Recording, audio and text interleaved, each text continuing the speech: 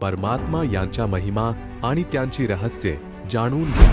चला कबीर परमेश्वर पुस्तकाची अद्भुत यात्रा सुरू करू केवळ SA व्हिज्युअल ऑडिओ बुक चॅनलवर. कबीर सागरमध्ये कुमारी गायीचे दूध पिल्याचा पुरावा. कबीर सागर अध्याय ज्ञान सागर पान नंबर 74 याची छायाप्रत दिली आहे. इतर पुरावे संत गरीबदासजी यांच्या अमरवाणीमध्ये ज्या वाणीच्या विषयाबद्दल परमेश्वर कबीरजी यांनी जे सांगितले होते, धनी धर्मदासजी यांनी कबीर सागरच्या अध्याय कबीरबानीच्या पान नंबर 137 वर अंकित केले आहे. 12वें पंथ प्रगट होवे बानी, शब्द हमारे का निर्णय ठानी. संवत 1775 होई, तादिन प्रेम प्रकटे सोई. 12वा पंथ गरीबदास पंथ आहे. संत गरीबदासजी यांचा जन्म संवत 1774 साली झाला. कबीर सागरमध्ये कबीरबानी या अध्यायात पान नंबर 136 वर चुकून 1775 छापले आहे. संत गरीबदासजी यांनी परमेश्वर कबीरजी यांचा महिमा वास्तव रूपात सांगितला आहे, जो सद्ग्रंथ साहेब गरीबदासमध्ये लिहिला आहे. पारख के अंग मध्ये अशा प्रकारे लिहिले आहे. दूध न पीवत न अन्न भकत, न पालने में झुलंत. दास गरीब कबीर पुरुष कमल कला फुलंत. शिव उतरे शिवपुरी से अवगति बदन विनोद. नजर नजर से मिल गई लिया ईशकू गोद. 7 बार चर्चा करी बोले बालक बैन. शिवकू कर मस्तिक धरा ला मोमिन एक धेनु. अनब्यावर को दूहत है दूध दिया तत्काल. पिव कबीर ब्रह्मगती तहा शिव भया दयाल. वेदांमध्ये कुमारी गायीच्या दुधाने संगोपनाची लीला केल्याचा पुरावा. जेव्हा परमेश्वर दुसऱ्या प्रकारचे शरीर धारण करून म्हणजे बालक रूप धारण करून प्रकट होतात, त्यावेळी कुमारी गायींद्वारे त्यांच्या पालन पोषणाची लीला होते. कृपया ऋग्वेद मंडल 9 सूक्त 1 मंत्र 9 वाचा, जो खालील प्रमाणे आहे. अभि इमं अज्ञा उत श्रीणंती धेनवः शिशुं सोममिंद्राय पातवे. अभि इमं अज्ञा उत श्रीणंती धेनवः शिशुं सोमम इंद्राय पातवे. उत्त विशेषतः इमं या शिशुम बालक रूपामध्ये प्रकट, सोमम पूर्ण परमात्मा अमर प्रभूच्या, इंद्राय सुखदायक सुविधांसाठी जो आवश्यक पदार्थ शरीराच्या, पातवे वृद्धीसाठी पाहिजे ती पूर्ती. अभि पूर्ण प्रकारे. अज्ञाधेनवः ज्या गायींना बैलाद्वारे कधीही त्रास दिला गेला नाही, अर्थात कुमारी गायीद्वारे. श्रीणंती पालन केले जाते. भावार्थ पूर्ण परमात्मा अमर पुरुष जेव्हा लीला करत बालक रूप धारण करून स्वतः प्रकट होतो, सुखसुविधांसाठी जो आवश्यक पदार्थ शरीर वाढीसाठी पाहिजे त्याची पूर्तता कुमारी गायींद्वारे केली जाते. अर्थात त्यावेळी अग्निधेनू म्हणजे कुमारी गाय आपोआप दूध देते, ज्यामधून त्या पूर्ण परमेश्वराचे पालन पोषण होते. आर्य समाजवादी महर्षी दयानंदांचे अनुयायी यांच्या भाषांतराची छायाप्रत. ऋग्वेद मंडल 9 सूक्त 1 मंत्र 9. विशेष स्पष्टीकरण. ही ऋग्वेद मंडल 9 सूक्त 1 मंत्र 9 ची छायाप्रत आहे, जी महर्षी दयानंद यांच्या भक्तांनी भाषांतरित केली आहे. भाषांतर व्यवस्थित नाहीये, तरीही अगदी स्पष्ट आहे. यामध्ये परमेश्वराच्या दुसऱ्या प्रकारच्या शरीराच्या स्थितीचे वर्णन केले आहे, ज्या शरीरामध्ये परमेश्वर बालकाचे रूप धारण करून वनामध्ये म्हणजे जंगलामध्ये पाण्यावर प्रकट होतो. त्यावेळी त्या बालकाच्या विषातील परमेश्वराची पालन पोषणाची लीला कुमारी गायींद्वारे होते. हा पुरावा कबीर सागर या पवित्र सद्ग्रंथात आहे, जो 1500च्या आसपास आदरणीय धर्मदासजीद्वारे लिहिला होता. कबीर सागरच्या ज्ञानसागर या अध्यायात पान नंबर 74 वर लिहिले आहे की परमेश्वर कबीरजी शिशुरूप धारण करून लहरतारा नावाच्या तलावामध्ये कमळाच्या फुलावर आपल्या द्यूलोक म्हणजे सतलोक मधून येऊन विराजमान झाले. तेथे त्यांना एक निपुत्रिक विणकर दाम्पत्य घरी घेऊन आले. बाळ वेशधारी परमेश्वराने काही दिवसांपर्यंत काहीच खाल्ले पिल्ले नाही. नंतर ऋषी रामानंदजी यांच्या सांगण्यावरून आणि संतरूपात प्रकट झालेल्या शिवजी यांच्या अनुसार कुमारी गाय आणण्यात आली. परमेश्वर कबीरजी यांच्या आशीर्वादाने त्या कुमारी गायीने म्हणजे पाढीने दूध दिले. ते बालक कबीरदेवजी यांनी प्यायले. ती पाढी दररोज दूध देऊ लागली. अशा प्रकारे बालक रूपामध्ये प्रकट परमेश्वराच्या संगोपनाची लीला झाली. पुराव्यासाठी कृपया कबीर सागरच्या पान नंबर 74 वरील ज्ञानसागर या अध्यायाची छायाप्रत याच पुस्तकात दिली आहे, जी आपण पाहू शकता, ज्यामध्ये हे स्पष्ट आहे की परमेश्वर कबीरजी यांनी तीच लीला केली होती, ज्याची साक्ष वेद देत आहेत की परमात्मा अशी लीला करतात. यावरून स्वसिद्ध होते की कबीर परमेश्वर आहे. Kabir is God. निरूला धनाची प्राप्ती. मुलाची प्राप्ती होण्यापूर्वी दोघे म्हणजे पती पत्नी मिळून कपडे विणत. 25 दिवस मुलाच्या चिंतेमुळे कपडे विणण्याचे कोणतेही काम करू शकले नाहीत, ज्यामुळे निरूवर काही कर्ज झाले. कर्ज मागणारेही त्याच 25व्या दिवशी आले आणि बरे वाईट बोलून निघून गेले. काही दिवसात कर्जाची परतफेड न केल्यास त्रास देण्याची धमकी सेठने दिली. दोघे पती पत्नी चिंतातूर झाले. आपल्या वाईट कर्मांना दोष देऊ लागले. एक चिंता दूर होताच दुसरी तयार होते. दोघांना काळजीत पडलेले पाहून ते मूल म्हणाले, तुम्ही काळजी करू नका. तुम्हाला दररोज एक सोन्याचे नाणे म्हणजे 10 ग्रॅम सोन्याचे पाळण्यातील अंथरुणाखाली मिळेल. तुमचे कर्ज फेडल्यानंतर आणि स्वतःचा आणि गाईचा खर्च सांभाळून उरलेले पैसे धार्मिक कार्यासाठी वापरावे. त्या दिवसानंतर 10 ग्रॅम सोने दररोज निरूच्या घरी परमेश्वर कबीरजी यांच्या कृपेने मिळू लागले. ही प्रक्रिया 1 वर्षभर सुरू राहिली. परमेश्वर कबीरजी यांनी मोहोर म्हणजे सोन्याचे नाणे मिळवण्याची लीला गुप्त ठेवण्यास सांगितले होते. एक दिवस निमाची प्रिय मैत्रीण त्याच वेळी तिच्या घरी आली, ज्यावेळी निमा कबीरजी यांना जागे करण्याचा प्रयत्न करत होती. निमाच्या मैत्रिणीने ते सोन्याचे नाणे पाहिले आणि विचारले की तुझ्याजवळ एवढे सोने कसे आले? निमाने सर्व गुपित तिच्या जिवलग मैत्रिणीला सांगितले की गेल्या 1 वर्षापासून आम्हाला दररोज हे नाणं मिळत आहे. आमच्या घरी भाग्यवान मूल कबीरजी जेव्हापासून आलं आहे, आम्ही तर आनंदाने राहत आहोत. दुसऱ्याच दिवशी सोने मिळणे बंद झाले. निरू आणि निमा हे दोघे मिळून कपडे विणून आपल्या कुटुंबाचे पालन पोषण करू लागले. मोठे झाल्यावर कबीर ही वडिलांना त्यांच्या कामात मदत करू लागला. कमी वेळात जास्त विणकाम करू लागले. ऋषी रामानंद, सेऊ, सम्मन तसेच नेकी व कमाली यांचे पूर्वजन्माचे ज्ञान. ऋषी रामानंदजींचा जीवात्मा सतयुगात विद्याधर ब्राह्मण होता, ज्यांना परमेश्वर सतसुकृत नावाने भेटले होते. परमेश्वरांच्या पालन पोषणाची लीला त्यांच्या घरी झाली होती. यांच्या पत्नीचे नाव दीपिका होते. ती निस्संतान होती. त्रेतायुगात ते वेदविज्ञ नामक ऋषी होते, ज्यांना परमेश्वर मुनिंदर नावाने शिशुरूपात प्राप्त झाले होते. आणि कमालीवाली जीवात्मा सतयुगात विद्याधरची पत्नी दीपिका होती. त्रेतायुगात सूर्या नावाने वेदविज्ञ ऋषीची पत्नी होती. दोन्ही जन्मात ते निस्संतान होते. त्यावेळी यांनी परमेश्वरांचा मुलाप्रमाणे सांभाळ करून प्रेम दिले होते. त्याच पुण्यांमुळे या आत्म्यांना परमात्मा प्रिय होता. कलियुगातही यांचा परमेश्वराच्या प्रती अतूट विश्वास होता. ऋषी रामानंद व कमालीवाली जीवात्मा सतयुगात ब्राह्मण विद्याधर व ब्राह्मणी दीपिकावाली जीवात्मे होती. वय 60 वर्ष झाली असून निस्संतान होती. ते सासरवाडीहून येत असताना कबीर परमेश्वर एका तलावातील कमळाच्या फुलावर शिशुरूपाने भेटले होते. तेच जीवात्मे त्रेतायुगात वेदविज्ञ व सूर्या ऋषी दाम्पत्य होते, ज्यांना परमेश्वर शिशुरूपात प्राप्त झाले होते. त्यावेळी दोघांचे वय जवळजवळ 60 वर्ष होते व निस्संतान होते. सम्मन व नेकीवाली जीवात्मा द्वापार युगात वाल्मिकी व त्यांची पत्नी गोदावरी होती, ज्यांनी द्वापार युगात परमेश्वर कबीरजी यांचे शिशुरूपात पालन पोषण केले होते. याच पुण्यफळाच्या जोरावर परमेश्वराने त्यांना आपल्या शरणामध्ये घेतले होते.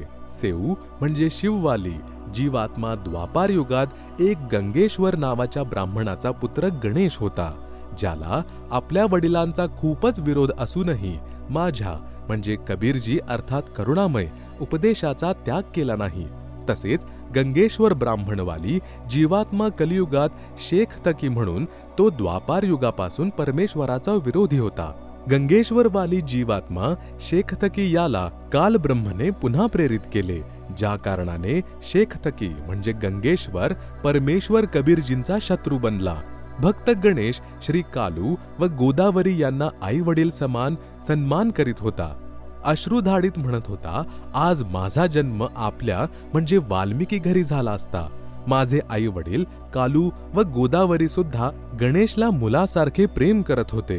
त्यांचा मोह सुद्धा त्या बालकावर खूपच झाला होता.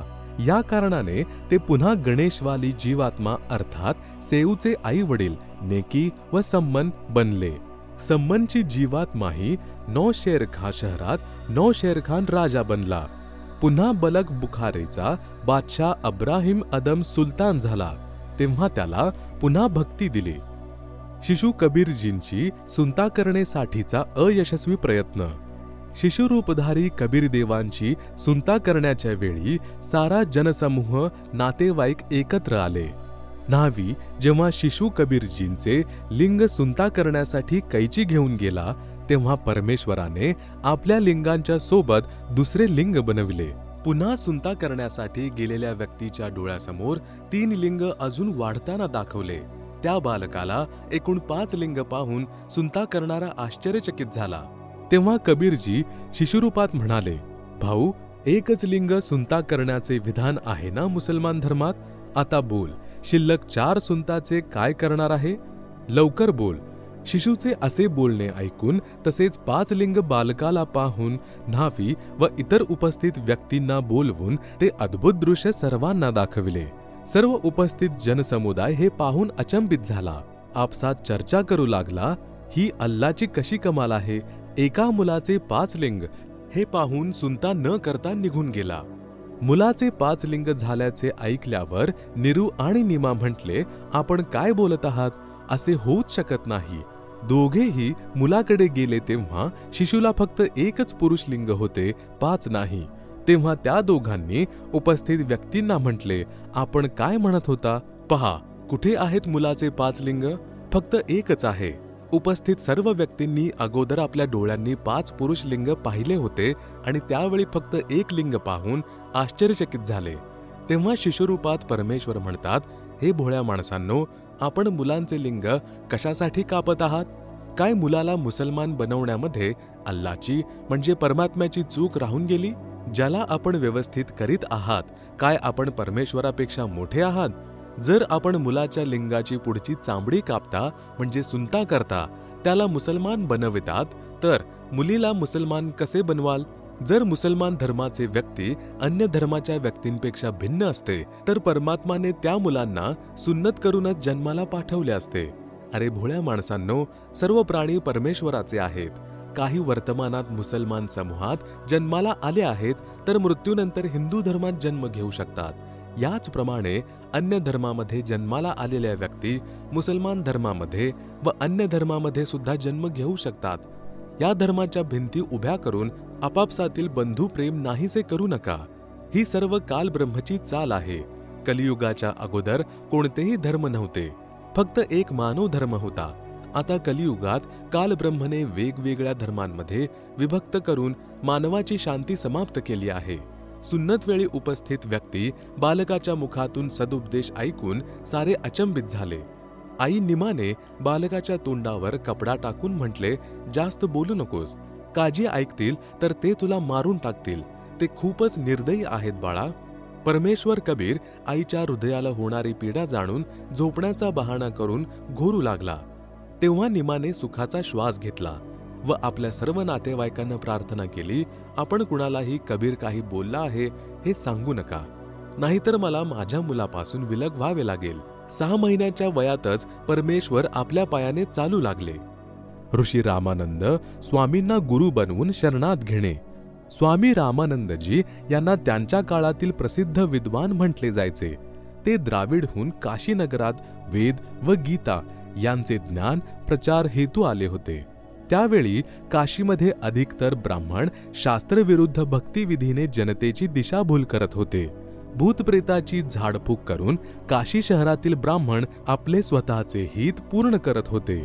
स्वामी रामानंदजी यांनी काशी शहरात वेद ज्ञान व गीताजी आणि पुराणांच्या ज्ञानाला अधिक महत्त्व दिले. तसेच त्या भूतप्रेत बाधा काढण्याच्या विधीचा अंत केला.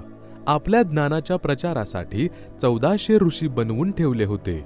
स्वामी रामानंदजी यांनी कबीर परमेश्वरजी यांच्या शरणात आल्यानंतर 84 शिष्य अजून बनवले होते, ज्यामध्ये रविदासजी निरुनिमा, गिगनौर, राजस्थानचे राजा पीपा ठाकूर इत्यादी होते. एकूण शिष्यांची संख्या 1484 सांगितली जाते. ते 1400 ऋषी विष्णू पुराण, शिवपुराण आणि देवी पुराण आदी मुख्य पुराणांची कथा करायचे. दररोज 52 सभा ऋषी घेत असत. काशीच्या क्षेत्राला विभाजित करून मुख्य वक्त्यांना प्रवचन करण्यासाठी स्वामी रामानंदजी यांनी सांगून ठेवले होते. स्वतः देखील त्या सभांमध्ये प्रवचन करण्यासाठी जात असायचे. स्वामी रामानंदजी यांची प्रसिद्धी आजूबाजूच्या क्षेत्रात देखील होती. सर्व जनता म्हणायची की वर्तमानात महर्षी रामानंद स्वामी तुल्य विद्वान, वेद, गीताजी आणि पुराणांचा सार ज्ञाता पृथ्वीवर नाही. परमेश्वर कबीरजी यांनी आपल्या स्वभाव अनुसार अर्थात नियमानुसार रामानंद स्वामी यांना शरणात घ्यायचे होते. कबीरजी यांनी संत गरीबदासजी यांना आपला सिद्धांत सांगितला आहे, जे संत गरीबदासजी म्हणजे 12वे पंथ प्रवर्तक चुडानी धाम हरियाणावाले यांनी आपल्या वाणीत लिहिले आहे. गरीब जो हमरी शरण है उसका हूं मैं दास, गेल गेल लाग्या फिरूं जब तक धरती आकाश, गोता मारू स्वर्ग में जा बैठू पाताल, गरीबदास ढूंढत फिरू अपने हीरे माणिक लाल, हरदम संगी बिछुड़त नाही है महबूब सल्लो ना वो, एक पलक में साहिब मेरा फिरता 14 भवनावू, जो बच्चा गऊ की नजर में यूं साई कुसंत, भक्तों के पीछे फिरे भक्त वत्सल भगवंत, कबीर कमाई आपनी कबहू न निष्फल जाए, 7 समुंदर आढे पडे मिले अगाऊ आय. सतयुगात विद्याधर नावाच्या ब्राह्मणाच्या रूपात आणि त्रेतायुगात वेदविज्ञ ऋषी यांच्या रूपात जन्मलेल्या स्वामी रामानंदजी यांच्या जीवाने परमेश्वर कबीरजी यांना बालक रूपात प्राप्त केले होते. भक्तमती कमालीवाला जीव त्यावेळी दीपिका नावाच्या विद्याधर ब्राह्मणाची पत्नी होती. तोच दीपिकावाला आत्मा वेदविज्ञ ब्राह्मणाची पत्नी सूर्या होती, जी कलियुगात कमाली झाली. हे दोन्ही आत्मे त्रेतायुगात ऋषी दाम्पत्य म्हणजे वेदविज्ञ आणि सूर्या होते. त्यावेळी देखील परमेश्वर कबीर बंदी छोडजी शिशुरूपात यांना भेटले. यानंतरही या दोन्ही जीवांना अनेक जन्म व स्वर्गप्राप्ती देखील झाली होती.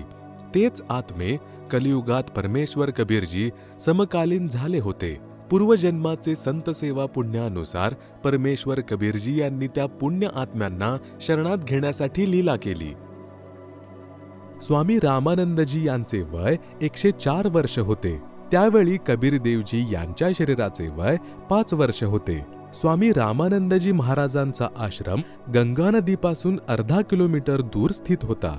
स्वामी रामानंदजी दररोज सूर्योदयापूर्वी गंगा नदीच्या तटावर बनलेल्या पंचगंगा घाटावर स्नान करायला जायचे. 5 वर्षीय कबीरदेवजी यांनी 2.5 वर्षाच्या मुलाचे रूप धारण केले आणि पंचगंगा घाटाच्या पायरीवर पहुडले. स्वामी रामानंदजी नेहमीप्रमाणे स्नान करण्यासाठी गंगा नदीच्या घाटावर गेले.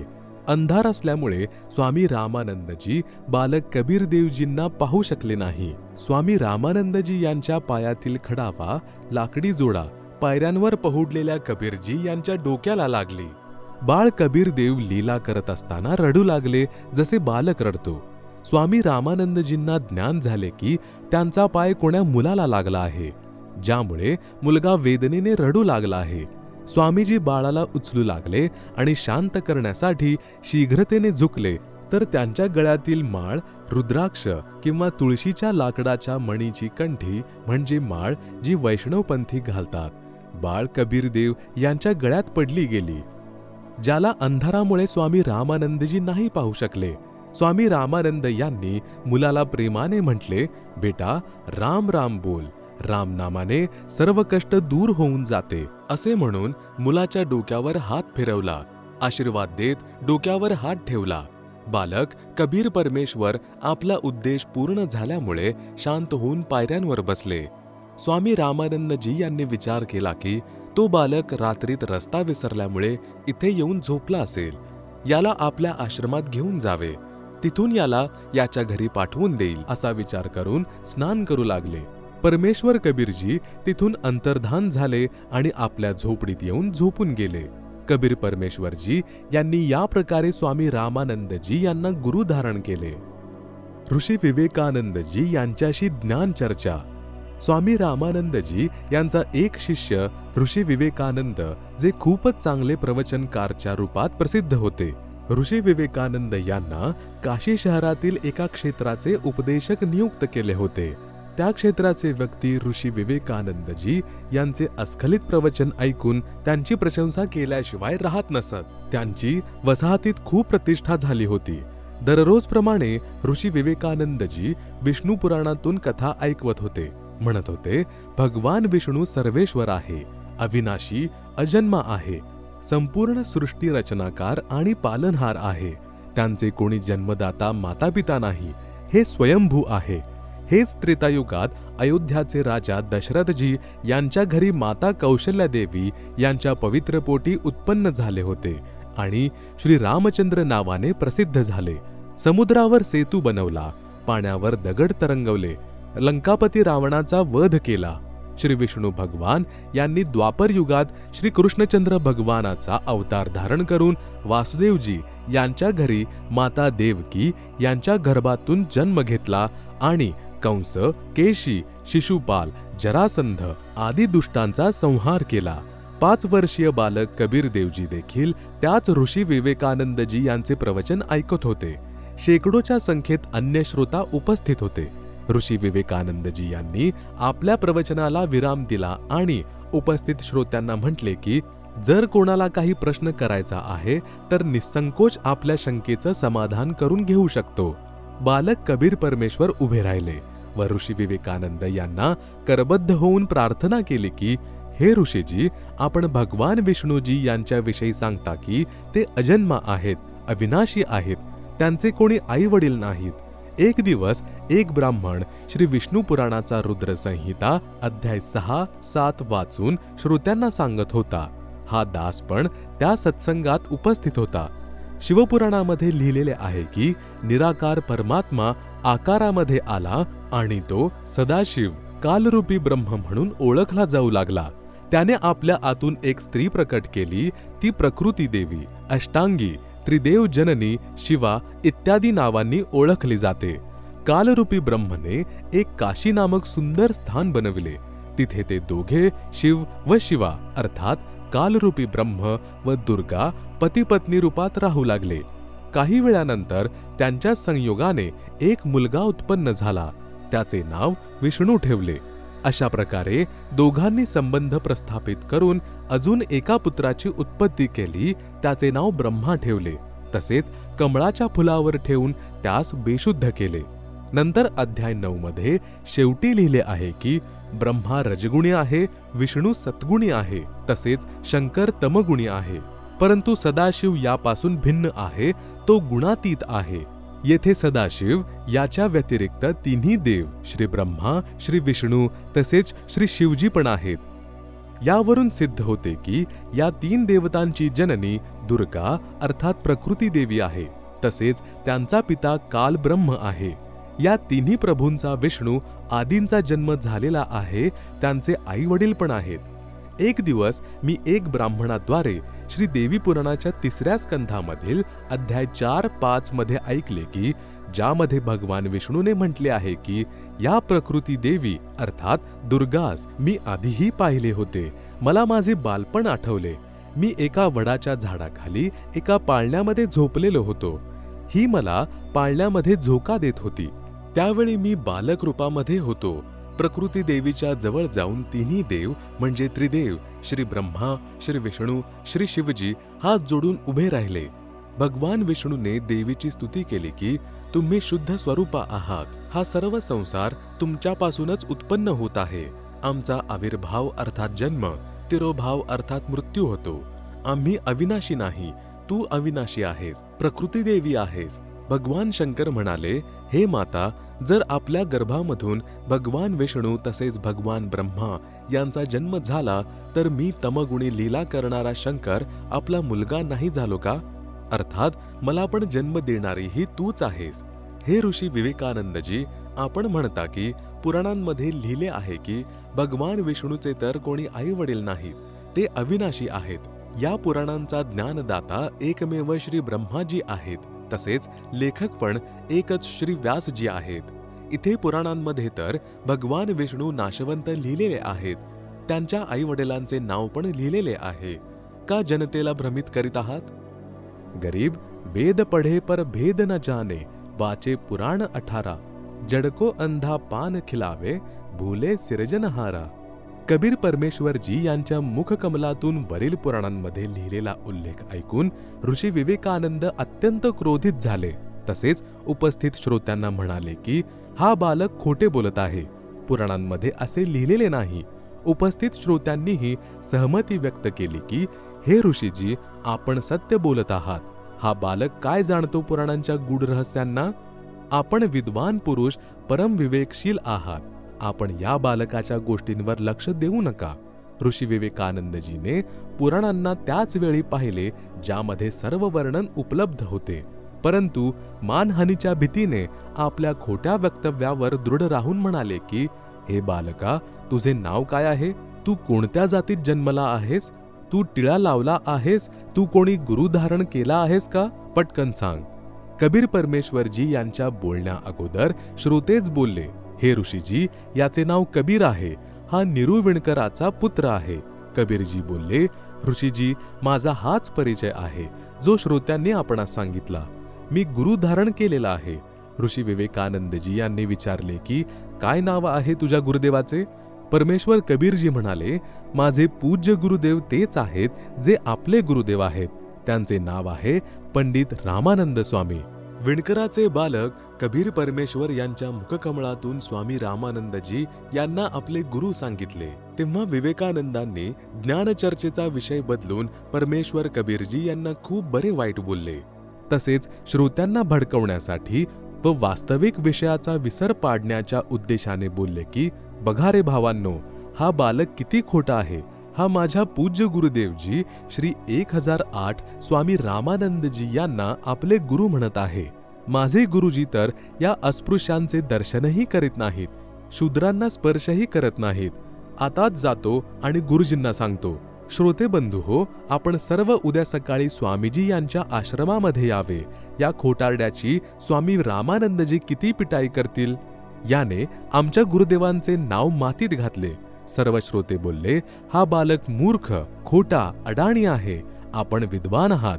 कबीरजी म्हणाले, निरंजन धन तेरा दरबार, निरंजन धन तेरा दरबार, जहां पर तनिक ना न्याय विचार, वैश्या ओढ़े मलमल खासा, गल मोतियों का हार, पतिव्रता को मिले न खादी, सूखा निरस आहार, पाखंडी की पूजा जग में संत को कहे लबार, अज्ञानी को परम विवेकी, ज्ञानी को मूढ़ गंवार, कह कबीर सुनो भाई साधो, सब उल्टा व्यवहार, सच्चों को तो झूठा बतावे, इन झूठों का एतबार, निरंजन धन तेरा दरबार, जहां पर तनिक न न्याय विचार.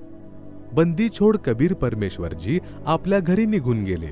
ऋषी विवेकानंद आपल्या गुरु रामानंद स्वामीजी यांच्या आश्रमामध्ये गेला. तसेच सर्व घटनेची माहिती सांगितली. हे स्वामीजी, एका छोट्या जातीचा विणकराचा मुलगा कबीर स्वतःला मोठा विद्वान सिद्ध करण्यासाठी भगवान विष्णूजी यांना नाशवान सांगत आहे. हे ऋषीजी, त्याने तर आम्हा ब्राह्मणांचे घरातून निघणे पण कठीण केले आहे. आमचे नाक कापले, अर्थात आम्हाला खूप लज्जित व्हावे लागत आहे. त्याने काल भर सभेमध्ये म्हटले आहे की पंडित रामानंद स्वामी माझे गुरुजी आहेत. मी त्यांच्याकडून दीक्षा घेतलेली आहे. त्या कबीराने टिळक पण लावलेला होता, जसे आपण वैष्णव संत लावतो. आपले शिष्य विवेकानंदची गोष्ट ऐकून स्वामी रामानंदजी खूप क्रोधित होऊन म्हणाले, हे विवेकानंद, उद्या सकाळी त्याला माझ्या समोर हजर करा. पहा, सर्वांच्या समक्ष त्याचे खोटेपण उघड करणार. कबीरजींद्वारे स्वामी रामानंद यांच्या मनातील गोष्ट सांगणे. दुसऱ्या दिवशी विवेकानंद ऋषी आपल्यासोबत 9 व्यक्तींना घेऊन विणकर वस्तीमध्ये निरूच्या घराविषयी विचारू लागले की निरूचे घर कोणते आहे.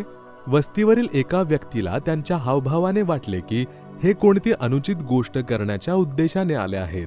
त्याने पटकन निरूला जाऊन सांगितले की काही ब्राह्मण तुमच्या घरी येत आहेत. त्यांची नियत भांडण करण्याची आहे. निमा पण तिथेच उभी त्या व्यक्तीचे बोलणे ऐकत होती. त्याच वेळी ते ब्राह्मण गल्लीमध्ये निरूच्या घराकडे येताना दिसले. निमा समजली की अवश्य कबीराने या ब्राह्मणांची ज्ञान चर्चा केली आहे. ते ईर्ष्याळू व्यक्ती माझ्या मुलाला मारून टाकतील. एवढा विचार करून झोपलेल्या बालक कबीराला उठवले. तसेच आपल्या झोपडीच्या मागे घेऊन गेली. तिथे झोपवून रजई टाकून दिली. तसेच म्हटले की बाळ बोलायचे नाही. काही व्यक्ती भांडण करण्याच्या उद्देशाने आपल्या घरी येत आहेत. निमा आपल्या घराच्या द्वारावर गल्लीमध्ये उभी राहिली. तोपर्यंत ते ब्राह्मण घराच्या जवळ आलेले होते. त्यांनी विचारले, काय निरूचे घर हेच आहे? निमाने उत्तर दिले, हो ऋषीजी, हेच आहे. सांगा कसे येणे झाले? ऋषी विवेकानंद म्हणाला, कुठे आहे तुमचा खोडकर मुलगा कबीर? काल त्याने भर सभेत माझ्या गुरुदेवांचा अपमान केला आहे. आज त्याची पिटाई गुरुजी सर्वांच्या समक्ष करणार, याला धडा शिकवणार. निमा म्हणाली, माझा मुलगा निर्दोष आहे. तो कुणाचा अपमान करू शकत नाही. तुम्ही माझ्या मुलाशी ईर्ष्या ठेवता. कधी कोणी ब्राह्मण तक्रार घेऊन येतो केव्हा तरी. तुम्ही माझ्या मुलाच्या जीवाचे शत्रू का बनले आहात? परत जा. सर्व ब्राह्मण बलपूर्वक निरूच्या झोपडीमध्ये प्रवेश करून कपड्यांना उचलून उचलून बालकाला शोधू लागले. खाटांना पण उलटून आपटले. जोरजोराने उंच आवाजात बोलू लागले. आई वडिलांना दुःखी जाणून बालक रूपधारी कबीर परमेश्वरजी रजईतून निघून उभे राहिले. तसेच म्हटले, ऋषीजी, मी झोपडीच्या मागे लपलो आहे. मुलाचा आवाज ऐकून सर्व ब्राह्मण मागे गेले. तिथे उभे कबीरजी यांना पकडून आपल्या सोबत घेऊन जाऊ लागले. निमा व निरूने विरोध केला. निमाने बालक कबीरजी यांना छातीला लावून म्हटले, माझ्या मुलाला घेऊन जाऊ नका, घेऊन जाऊ नका असे म्हणून रडू लागली. निर्दयांनी निमाला धक्का मारून जमिनीवर पाडले. निमा परत उठून मागे धावली. तसेच बालक कबीरजी यांचा हात त्यांच्याकडून सोडवण्याचा प्रयत्न केला. एका व्यक्तीने अशी चापट मारली, निमाच्या तोंड व नाकातून रक्त टपकू लागले. निमा रडत गल्लीमध्ये बेशुद्ध झाली. निरूने पण मुलाला सोडवण्याचा प्रयत्न केला, तर त्याला पण मारून मारून मृततुल्य केले. शेजाऱ्यांनी उचलून त्यांच्या घरी घेऊन गेले. खूप वेळानंतर दोघे शुद्धीवर आले. मुलाच्या वियोगामध्ये रडून रडून दोघांची वाईट अवस्था होती. निरू दुखापतीमुळे चालण्या फिरण्यामध्ये असमर्थ जमिनीवर पडून विवळत होता. कधी गप्प होऊन घाबरलेला गल्लीकडे बघत होता. मनात विचार करत होता की ते फिरून परत येतील, तसेच मला जीवानिशी मारून टाकतील. परत मुलाला आठवून विलाप करू लागतो, माझ्या मुलाला नका मारू, नका मारू, याने काय बिघडवले आहे तुमचे? अशी वेड्यासारखी स्थिती निरूची झाली होती. निमा शुद्धीवर येत होती. परत आपल्या मुलाच्या सोबत होत असलेल्या अत्याचाराची कल्पना करून बेशुद्ध होऊन जात होती. वस्तीतील स्त्री पुरुष त्यांची अवस्था बघून अति दुःखी होते. प्रातःकाळाची वेळ होती. स्वामी रामानंदजी गंगा नदीतून स्नान करून परतलेच होते. आपल्या झोपडीमध्ये बसले होते. जेव्हा त्यांना माहीत झाले की त्या बालक कबीराला पकडून ऋषी विवेकानंदजीची टीम आणत आहे, तर स्वामी रामानंदजी यांनी आपल्या झोपडीच्या द्वारावर कापडाचा पडदा लावला. हे दाखवण्यासाठी की मी पवित्र जातीचा ब्राह्मण आहे. तसेच शूद्रांना दीक्षा देणे तर दूरची गोष्ट आहे. सकाळी सकाळी तर दर्शन पण करत नाही. ऋषी विवेकानंदजी यांनी बालक कबीर देवजी यांना झोपडीच्या समोर उभे करून म्हटले, हे गुरुदेव, हा आहे तो खोटा बालक कबीर विणकर. त्यावेळी ऋषी विवेकानंदजीने आपल्या प्रचार क्षेत्राच्या लोकांना खास करून बोलवले होते, हे दाखवण्यासाठी की हा कबीर खोटे बोलत आहे. स्वामी रामानंदजी म्हणतील, मी याला कधी दीक्षा दिली नाही. ज्याने सर्व उपस्थित व्यक्तींना या गोष्टीची खात्री होईल की कबीर पुराणांच्या विषयी सुद्धा खोटे बोलत होता. ज्यांच्या विषयी कबीरजी यांनी लिहिलेले सांगितलेले होते की श्री विष्णूजी, श्री शिवजी तसेच ब्रह्माजी नाशवान आहे. यांचा जन्म होतो तसेच मृत्यू पण होतो. तसेच यांच्या आईचे नाव प्रकृती देवी म्हणजे दुर्गा आहे. तसेच वडिलांचे नाव सदाशिव अर्थात काल ब्रह्म आहे.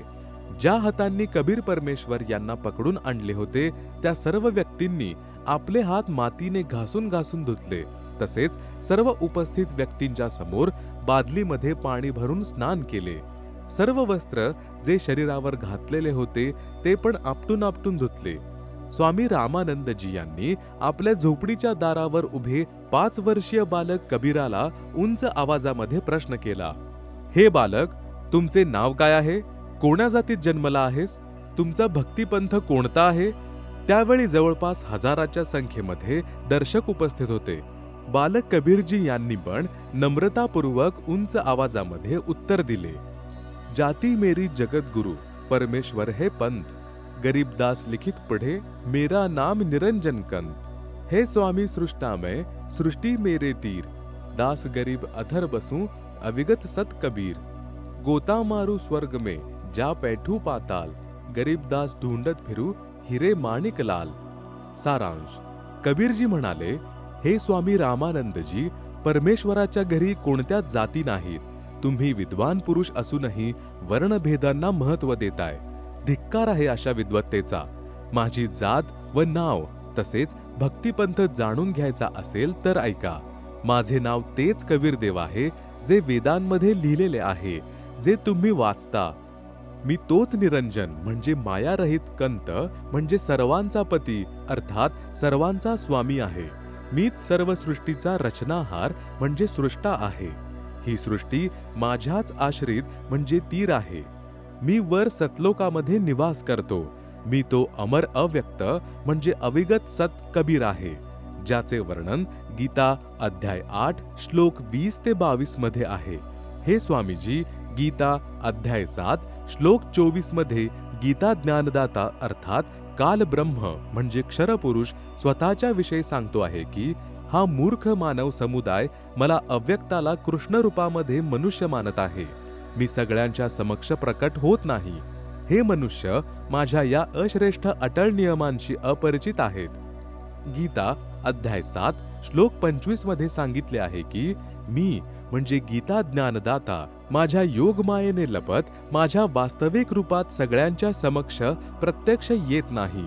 हा अज्ञानी जनसमुदाय मला कृष्ण व राम इत्यादींसारखा आईपासून जन्म न घेणाऱ्या प्रभूला तसेच अविनाशीला जो अन्य अव्यक्त परमेश्वर आहे त्याला जाणत नाही. हे स्वामी रामानंदजी, गीता अध्याय 7 श्लोक 24-25 मध्ये गीता ज्ञानदाता काल ब्रह्म म्हणजे क्षरपुरुषने स्वतःला अव्यक्त म्हटले आहे. हा प्रथम अव्यक्त प्रभू झाला. आता ऐका दुसऱ्या व तिसऱ्या अव्यक्त प्रभूंच्या विषयी. गीता अध्याय 8 श्लोक 18-19 मध्ये गीता ज्ञानदाताने स्वतःपासून अन्य अव्यक्त परमात्म्याचे वर्णन केले आहे. म्हटले आहे, हे सर्व चराचर प्राणी दिवसाच्या वेळी अव्यक्त परमात्मा यांच्यापासून उत्पन्न होतात, रात्रीच्या वेळी त्यामध्येच लीन होतात. ही माहिती कालब्रह्मने आपल्यापेक्षा अन्य अव्यक्त प्रभू म्हणजे परब्रह्म अर्थात अक्षर ब्रह्मच्या विषयी दिलेली आहे. हा दुसरा अव्यक्त म्हणजे अविगत प्रभू झाला. तिसऱ्या अव्यक्त म्हणजे अविगत परमात्मा अर्थात परम अक्षर ब्रह्मच्या विषयी गीता अध्याय 8 श्लोक 20 ते 22 मध्ये म्हटले आहे की ज्या अव्यक्त प्रभूचे गीता अध्याय 8 श्लोक 18-19 मध्ये वर्णन केले आहे तो पूर्ण प्रभू नाही. तो देखील वास्तविक अविनाशी प्रभू नाही, परंतु त्या अव्यक्तपेक्षा म्हणजे ज्याचे विवरण उपरोक्त श्लोक 18-19 मध्ये आहे अतिपलीकडचा दुसरा जो सनातन अव्यक्त भाव आहे तो परमदिव्य परमेश्वर सर्व भूत म्हणजे प्राणी नष्ट झाल्यावर देखील नष्ट होत नाहीत. तो अक्षर अव्यक्त अविनाशी अविगत अर्थात वास्तविक अविनाशी अव्यक्त प्रभू या नावाने सांगितला गेला आहे. त्याच अक्षर अव्यक्ताच्या प्राप्तीला परमगती म्हणतात. ज्या दिव्य परम परमात्मा यांना प्राप्त होऊन साधक परत फिरून या संसारामध्ये येत नाही याचेच विवरण गीता अध्याय 15 श्लोक 1 ते 4 तसेच श्लोक 16-17 मध्ये आहे. ते धाम अर्थात ज्या लोकामध्ये तो अविनाशी अव्यक्त परमात्मा राहतो ते धाम म्हणजे स्थान माझ्या ब्रह्मलोकापेक्षा श्रेष्ठ आहे. हे पार्थ, ज्या अविनाशी परमात्म्याच्या अंतर्गत सर्व प्राणी आहेत, ज्या सच्चिदानंद घन परमात्मा यांच्यापासून हे समस्त जग परिपूर्ण आहे, ते सनातन अव्यक्त परमेश्वर तर अनन्य भक्तीने प्राप्त होण्या योग्य आहे. गीता अध्याय 8 श्लोक 20, 21, 22. हे स्वामी रामानंदजी, मी तोच तिसऱ्या श्रेणीवाला अविगत म्हणजे अव्यक्त सत सनातन अविनाशी भाव असणारा परमेश्वर कबीर आहे. ज्यांना वेदांमध्ये कबीरदेव म्हटले आहे, तोच कबीरदेव मला म्हटले जाते. हे स्वामी रामानंदजी, सर्व सृष्टीची रचना करणारा म्हणजे सृष्टा मीच आहे. मीच आत्म्याचा आधार, जगद्गुरु, जगतपिता, बंधू, तसेच जे सत्य साधना करून सतलोकात गेलेले आहे त्यांना सतलोकात घेऊन जाणारा, कालब्रह्मसारखा धोका न देणाऱ्या स्वभावाचा कबीरदेव म्हणजे कबीरदेव मीच आहे. ज्याचे प्रमाण अथर्ववेद कांड 4 अनुवाक 1 मंत्र 7 मध्ये लिहिले आहे. योथर्वाणं पित्तरं देवबंधुं बृहस्पतिं नमसावच गच्छात. त्वं विश्वेशां जनिता यथा सह कबीरदेवो न दभायत स्वधावान. यह अथर्वाणं पित्तरं देवबंधुं बृहस्पतिं नमसा अव च गच्छात त्वं विश्वेशां जनिता यथा सह कबीरदेवः न दभायत स्वधावान. अनुवाद: यह जो अथर्वाणम अचल अर्थात अविनाशी, पित्तरम जगतपिता, देवबंधुम भक्तांचा वास्तविक सोबती अर्थात आत्म्याचा आधार, बृहस्पतीम मोठा स्वामी अर्थात परमेश्वर व जगद्गुरु च तथा नमसाव विनम्र पुजारी अर्थात विधिवत साधकाला सुरक्षेसोबत गच्छात सतलोक गेलेल्यांना सतलोक घेऊन जाणारा, विश्वेशाम सर्व ब्रह्मांडांची जनिता रचना करणारा, जगदंबा अर्थात मातेच्या गुणांनी देखील युक्त, न दभायत काल सारखा धोका न देणारा, स्वधावान स्वभाव अर्थात गुणवान, यथा जसाचा तसा अर्थात तसाच, सह ते, त्वम आपण, कबीरदेवः कबीरदेव आहात अर्थात भिन्न भाषेत यांना कबीर परमेश्वर देखील म्हणतात. केवळ मराठी अनुवाद: जो अचल अर्थात अविनाशी, जगतपिता भक्तांचा वास्तविक सोबती अर्थात आत्म्याचा मोठा आधार, स्वामी अर्थात परमेश्वर व जगद्गुरु, तसेच विनम्र पुजारी अर्थात विधिवत सुरक्षिततेसोबत साधकाला सतलोकी गेलेल्यांना सतलोकात घेऊन जाणारा, सर्व ब्रह्मांडाची रचना करणारा, जगदंबा अर्थात मातेच्या गुणांनी देखील युक्त, काल सारखा धोका न देणाऱ्या स्वभावाचा अर्थात गुणवान, जशास तसा अर्थात तसाच ते आपण कबीरदेव आहात अर्थात भिन्न भाषेत यांना कबीर परमेश्वर देखील म्हणतात. सारांश: या मंत्रामध्ये हे देखील स्पष्ट केले आहे की त्या परमेश्वराचे नाव कबीरदेव कबीर परमेश्वर आहे, ज्यांनी सर्व रचना केली आहे. जो परमेश्वर अचल अर्थात वास्तविक अविनाशी, गीता अध्याय 15 श्लोक 16-17 मध्ये देखील प्रमाण आहे. जगद्गुरु परमेश्वर आत्मा आधार, जे पूर्ण मुक्त होऊन सतलोकी गेलेले आहेत त्यांना सतलोकी घेऊन जाणारा, सर्व ब्रह्मांडाचा रचनाहार, काल म्हणजे ब्रह्मप्रमाणे धोका न देणारा, जशाचा तसा तो स्वयं कबीरदेव अर्थात कबीर प्रभू आहे. याच परमेश्वराला सर्व ब्रह्मांड व प्राण्यांची आपल्या शब्दशक्तीने उत्पत्ती केल्या कारणाने जनिता माता देखील म्हटले आहे. तसेच पित्तरम म्हणजे पिता, तसेच बंधू म्हणजे भाऊ देखील वास्तविक हेच आहेत. तसेच देव परमेश्वर देखील हेच आहेत. यामुळे या कबीरदेव म्हणजे कबीर परमेश्वर यांची स्तुती करतात. त्वमेव माता च पिता त्वमेव, त्वमेव बंधुश्च सखा त्वमेव, त्वमेव विद्या च द्रविणं त्वमेव, त्वमेव सर्वं मम देव देव. याच परमेश्वराच्या महिम्याचे पवित्र ऋग्वेद मंडल 1 सूक्त 24 मध्ये विस्तृत विवरण आहे. 5 वर्षाच्या बालकाच्या मुखातून वेद व गीताजीचे गूढ रहस्य ऐकून ऋषी रामानंदजी आश्चर्यचकित झाले. तसेच क्रोधित होऊन अपशब्द बोलू लागले. वाणी: रामानंद अधिकार सुन जुल्हा अक जगदीश, दास गरीब विलंबना ताही नवावत शीश. रामानंद को गुरु कहे तन से नहीं मिलात, दास गरीब दर्शन भय पेंडे लगी जुलात. पंथ चलत ठोकर लगी राम नाम कही दीन, दास गरीब कसर नहीं सीख लई प्रवीण. आड़ा पड़दा लाय कर रामानंद बुझंत, दास गरीब कुलंग छवि अधर डाक कुदंत. कौन जाति कुल पंथ है कौन तुम्हारा नाम, दास गरीब अधीन गति बोलत है बलि जाऊं. जाति हमारी जगत गुरु परमेश्वर पद पंथ, दास गरीब लिखत परे नाम निरंजन कंत। रे बालक सुन दुर्बुद्धि घट मठ तन आकार। दास गरीब दर्द लग्या हो बोले सिरजनहार। तुम मोमन के पालवा जुल्हे के घर वास। दास गरीब अज्ञान गति एता दृढ़ विश्वास। मान बड़ाई छाड़ी करी बोलो बालक बैन। दास गरीब अधम मुखी एता तुम घट फैन। तर्क तलु से बोलते रामानंद सुर ज्ञान। दास गरीब कुजाती है आखर नीच निदान। महके बदन खुलास करी सुन स्वामी प्रवीण। दास गरीब मनी मरे मैं आजीज अधीन। मैं अभिगत गति से परे चार वेद से दूर। दास गरीब दशों दिशा सकल सिंध भरपूर। सकल सिंध भरपूर हूँ खालिक हमरा नाम। दास गरीब अजाति हूँ तेजू कया बलि जाऊं। जाति पाति मेरे नहीं बसती है बिन थाम। दास गरीब अनिन गति तन मेरा बिन चाम। नाद बिंद मेरे नहीं नहीं गुदा नहीं गात। दास गरीब शब्द सजा नहीं किसी का साथ। सब संगी बिछरू नहीं आदि अंत बहु जाही। दास गरीब सकल बसू बाहर भीतर माही। ए स्वामी सृष्टा में सृष्टि हमारे तीर। दास गरीब अधर बसू अभिगत सत्य कबीर। पोहमी धरणी आकाश में मैं व्यापक सब ठोर। दास गरीब न दूसरा हम समतुल नहीं और। हम दासन के दास हैं करता पुरुष करीम। दास गरीब अवधूत हम ब्रह्मचारी सीम। सुन रामानंद राम में मैं बावन नरसिंह। दास गरीब सर्व कला मैं ही व्यापक सर्वंग। हमसे ही इंद्र कुबेर है ब्रह्मा विष्णु महेश। दास गरीब धर्म ध्वजा धरणी रसातल शेष। सुन स्वामी सती भाक हूँ झूठन हमरे रींज। दास गरीब हम रूप बीन और सकल प्रपंच। गोता लाऊं स्वर्ग से फिर पैठूं पाताल। गरीब दास ढूंढत फिरू हीरे मानिक लाल।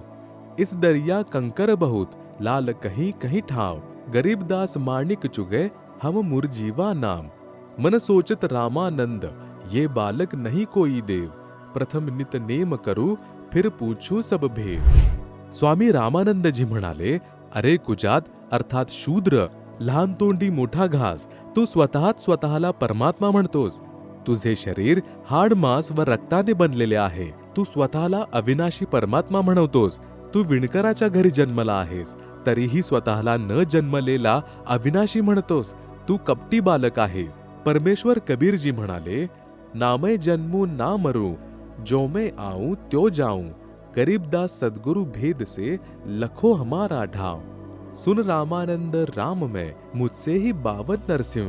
दास गरीब युग युग हमसे ही हुए कृष्ण अभंग. अर्थ, कबीरजी यांनी उत्तर दिले, हे रामानंदजी, मी ना जन्म घेतो ना मृत्यूला प्राप्त होतो. मी 84 लाख प्राण्यांच्या शरीरामधून येणे म्हणजे जन्म घेणे व जाणे म्हणजे मृत्यू होणे या चक्रापासून दूर आहे. माझी विशेष माहिती कोणी तत्वदर्शी संताच्या म्हणजे सद्गुरूच्या ज्ञानाला ऐकून प्राप्त करा. गीता अध्याय 4 श्लोक 34 तसेच यजुर्वेद अध्याय 40 मंत्र 10 ते 13 मध्ये वेद ज्ञानदाता स्वतः म्हणत आहे की त्या पूर्ण परमात्म्याच्या वास्तविक तत्वज्ञानापासून मी अपरिचित आहे. त्या तत्वज्ञानाला तत्वदर्शी संतांकडून ऐक, त्यांना दंडवत प्रणाम करा. अतिशय नम्र भावनेने परमात्मा यांच्या पूर्ण मोक्ष मार्गाच्या विषयी ज्ञान प्राप्त करा. जशी भक्ती विधी तत्वद्रष्टा संत सांगेल तशी साधना करा. गीता अध्याय 15 श्लोक 17 मध्ये लिहिले आहे की श्लोक 16 मध्ये ज्या 2 पुरुषांचा म्हणजे देवांचा, एक क्षरपुरुष अर्थात कालब्रह्म तसेच 2 अक्षर पुरुष अर्थात परब्रह्मचा उल्लेख आहे. वास्तविक अविनाशी परमेश्वर तसेच सर्वांचे पालन पोषण व धारण करणारा परमात्मा तर त्या उपरोक्त दोघांपेक्षा वेगळाच आहे. स्वामी रामानंदजी तो उत्तम पुरुष अर्थात सर्वश्रेष्ठ प्रभू मीच आहे. ही गोष्ट ऐकून स्वामी रामानंदजी अतिशय क्रोधित झाले. तसेच म्हणाले की अरे बालका, तू खालच्या जातीचा आणि लहान तोंडी मोठा घास, तू स्वतःच देव बनून बसला. वाईट शिव्या पण दिल्या. कबीर साहेब म्हणाले की गुरुदेव, तुम्ही माझे गुरुजी आहात. तुम्ही मला शिव्या देत आहात तरीही मला आनंदच होत आहे. पण मी जे आपल्याला सांगत आहे, मी जसाचा तसा पूर्ण ब्रह्मच आहे. यामध्ये कुठलाच संशय नाही. ही गोष्ट ऐकून रामानंदजी म्हणाले की थांब जरा, तुझी तर मोठी कहाणी बनेल. तू असे ऐकणार नाहीस. मी आधी आपली पूजा करून घेतो. रामानंदजी म्हणाले की याला बसवा. मी आधी माझ्या काही क्रिया असतात त्या करून घेतो, नंतर याला पाहतो. स्वामी रामानंदजी काय क्रिया करत असत? भगवान विष्णूजींची एक काल्पनिक मूर्ती बनवत असत. समोर मूर्ती दिसायला लागायची. जसे कर्मकांड करतात, देवाच्या मूर्तीचे आधीचे सर्व कपडे उतरवून त्यांना पाण्याने अंघोळ घालून, नंतर स्वच्छ कपडे ठाकूर भगवानाला घालून, गळ्यामध्ये माळ घालून, टिळा लावून मुकुट ठेवत होते. रामानंदजी कल्पना करत होते. कल्पना करून देवाची काल्पनिक मूर्ती बनवली. श्रद्धेने जसे उघड्या पायाने जाऊन आपणच गंगाजल आणले अशी भावना बनवून ठाकूरजींच्या मूर्तीचे कपडे उतरवले. नंतर अंघोळ घातली व नवीन वस्त्र घातले, टिळा लावला, मुकुट ठेवला आणि माळा म्हणजे कंठी घालायचे विसरून गेले. कंठी घातली नाही तर पूजा अपूर्ण आणि मुकुट ठेवल्यावर त्याच दिवशी मुकुट उतरविला जात नाही. त्याच दिवशी मुकुट काढला तर पूजा खंडित. स्वामी रामानंदजी आपल्या स्वतःलाच दोष देत होते की एवढे जीवन गेले माझे, पण पूर्ण जीवनात अशी चूक कधी झाली नाही. प्रभू, आज काय चूक झाली या पाप्याकडून? जर मुकुट उतरवला तर पूजा खंडित. त्याने विचार केला की मुकुटाच्या वरून कंठी म्हणजे माळा घालून पाहू. कल्पना करीत आहेत, समोर कुठलीच मूर्ती नाहीये आणि पडदा लावला आहे. कबीर साहेब दुसऱ्या बाजूला बसले आहेत. मुकुटात माळा फसली आहे, पुढे जात नव्हती. रामानंदजीने विचार केला, आता काय करू? हे देवा, आज तर माझा पूर्ण दिवस व्यर्थ गेला. आजची माझी भक्तीची कमाई व्यर्थ गेली. कारण की ज्याला परमात्मा यांची आस असते त्याचा एक नित्य नियम जरी राहिला तर त्याला खूप दुःख होते. जसे माणसाचा खिसा कापला गेला आणि नंतर खूप पश्चाताप करतो. प्रभूच्या खऱ्या भक्तांना इतका लगाव असतो. इतक्यात बालक रूपातील कबीर परमेश्वरजी म्हणाले की स्वामीजी, माळेची गाठ सोडा आणि माळ गळ्यामध्ये घाला. नंतर गाठ मारा. मुकुट उतरवावा लागणार नाही. रामानंदजी कुठला मुकुट उतरवित होते, कुठली गाठ सोडणार होते? झोपडीसमोरचा पडदा पण स्वामी रामानंदजी यांनी आपल्या हाताने फेकून दिला आणि ब्राह्मण समाजाच्या समोर त्या कबीर परमेश्वराला छातीशी लावले. रामानंदजी म्हणाले की देवा, तुमचे शरीर तर इतके कोमल आहे जसा कापूस. तुमच्या शरीराच्या तुलनेत तर माझे शरीर दगडासारखे आहे. एका बाजूला तर प्रभू उभे आहेत आणि एका बाजूला जाती धर्माची भिंत आहे. प्रभुप्राप्तीची इच्छा असणारा पुण्यात्मा धर्माची बनलेली खोटी भिंत पाडणे श्रेयस्कर समजतो. तसेच स्वामी रामानंदजी यांनी केले. समोर पूर्ण परमात्मा यांना पाहून जात पाहिली ना, धर्म पाहिला ना, भेदाभेद, फक्त आत्मकल्याण पाहिले. याला ब्राह्मण म्हणतात. बोलत रामानंदजी, हम घर बडा सुकाल, गरीबदास पूजा करे, मुकुट भई जदिमाल. सेवा करो संभाल कर, सुन स्वामी सुर ज्ञान. गरीबदास सिर मुकुट धरी, माला अटकी जान. स्वामी घुंडी खोली करी, फिर माला गलडार. गरीबदास इस भजन को जानत है करतार. ढोड़ी पड़दा दूरी करी, लिया कंठ लगाए. गरीबदास गुजरी बहुत, बदने बदन मिलाय. कबीरदेव द्वारे ऋषी रामानंदच्या आश्रमामध्ये 2 रूप धारण करणे. स्वामी रामानंदजी परमेश्वर कबीरजी यांना म्हणाले की तुम्ही खोटे का बोललात? कबीर परमेश्वरजी म्हणाले, कोणतं खोटं स्वामीजी? स्वामी रामानंदजी म्हणाले की तुम्ही म्हणत होतात की तुम्ही माझ्याकडून उपदेश घेतला आहे. तुम्ही माझ्याकडून उपदेश कधी घेतला? बालक रूपधारी कबीर परमेश्वरजी म्हणाले, एकदा आपण अंघोळ करण्यासाठी पंचगंगा घाटावरती गेला होतात. मी तिथे पहुडलेला होतो. तुमच्या पायाची खडावा माझ्या डोक्याला लागली होती. तुम्ही म्हणाले होते, बेटा राम नाम बोल. रामानंदजी म्हणाले, हो, आता काही आठवले. परंतु ते तर खूप छोटे बाळ होते. कारण की त्यावेळी 5 वर्ष वयाची मुले खूप मोठे होत असत. तसेच 5 वर्षाच्या मुलाचे शरीर आणि 2.5 वर्षाच्या मुलाचे शरीर यात दुप्पट अंतर होऊन जाते. कबीर परमेश्वरजी यांनी म्हटले, स्वामीजी पहा, मी असा होतो. स्वामी रामानंदजींच्या समोर सुद्धा उभे आहेत आणि 1-2.5 वर्षाच्या मुलाचे दुसरे रूप बनवून कोण्या सेवकाची तिथे खाट टाकलेली होती त्याच्यावरतीही विराजमान झाले. रामानंदजी यांनी 6 वेळा तर इकडे पाहिले आणि 6 वेळा तिकडे पाहिले. मग डोळे चोळून चोळून पाहिले की कुठे माझे डोळे धोका तर खात नाहीये. या प्रकारे पाहतच होते की इतक्यात कबीर परमेश्वरजी यांचे छोटे असलेले रूप हवेमध्ये उडाले आणि कबीर परमेश्वरजी यांच्या मोठ्या 5 वर्ष असलेल्या स्वरूपामध्ये सामावले. मन की पूजा तुम लखी, मुकुट माल प्रवेश, गरीबदास गति को लखै, कौन वर्ण क्या भेष. यह तो तुम शिक्षा दई, मानी लई मन मोर, गरीबदास कोमल पुरुष, हमरा बदन कठोर. परमेश्वर कबीरजी यांच्याद्वारे स्वामी रामानंदजींच्या आश्रमात 2 रूप धारण करणे. रामानंदजी म्हणाले, माझा संशय मिटला आहे की तुम्हीच पूर्ण ब्रह्म आहात. हे परमेश्वर, तुम्हाला कसे ओळखू शकतो? तुम्ही कोणत्या जातीमध्ये उत्पन्न तसेच कोणत्या वेशभूषेमध्ये उभे आहात? आम्ही अज्ञानी प्राणी तुमच्यासोबत वादविवाद करून दोषी झालो आहोत. क्षमा करा परमेश्वर कबीरदेव, मी तुमचं अजाण मूल आहे. रामानंदजी यांनी मग आपल्या दुसऱ्या शंकांचे निवारण केले. शंका: हे कबीरदेव, मी राम राम असा काही मंत्र शिष्याला जप करायला देत नाही. जर तुम्ही माझ्याकडून दीक्षा घेतली आहे तर तो मंत्र सांगा जो मी शिष्यांना जप करायला देत असतो. कबीरदेव यांचे उत्तर: हे स्वामीजी, तुम्ही ओम नाम जप करायला देत असता, तसेच ओम नमो भगवते वासुदेवायचा जप तसेच विष्णू स्तोत्रच्या आवर्तीची पण आज्ञा देत असता. शंका: तुम्ही जो मंत्र सांगितला हे तर खरं आहे. एक शंका आणखी आहे, त्याचेही निवारण करा. मी ज्याला शिष्य बनवतो त्याला एक चिन्ह देत असतो, ते तुमच्या जवळ नाहीये. उत्तर: बंदीछोड कबीरदेव म्हणाले, हे गुरुदेव, तुम्ही गळ्यामध्ये घालण्यासाठी रुद्राक्षाची कंठी माळ देता. हे पहा गुरुदेव, त्या दिवशी तुम्ही तुमची कंठी गळ्यातून काढून माझ्या गळ्यामध्ये घातली होती. हे म्हणत कबीरदेव यांनी आपल्या शर्टाच्या खाली गळ्यामध्ये घातलेली ती कंठी माळ सार्वजनिक केली. रामानंदजी समजून गेले, हा कोणी साधारण मुलगा नाहीये, हा प्रभूचा पाठवलेला कोणी तत्वदर्शी आत्मा आहे. यांच्याशी ज्ञान चर्चा केली पाहिजे. चर्चेच्या विषयाला पुढे चालू ठेवून स्वामी रामानंदजी म्हणाले, हे बालक कबीर, तुम्ही स्वतःला परमेश्वर म्हणता. परमात्मा असा म्हणजेच मनुष्यासारखा थोडीच आहे. हे कबीरजी, त्या जागी म्हणजे परमधामाला जर एक वेळ दाखवले तर मन शांत होऊन जाईल. मी अनेक वर्षांपासून ध्यान योग म्हणजेच हठयोग करत आहे.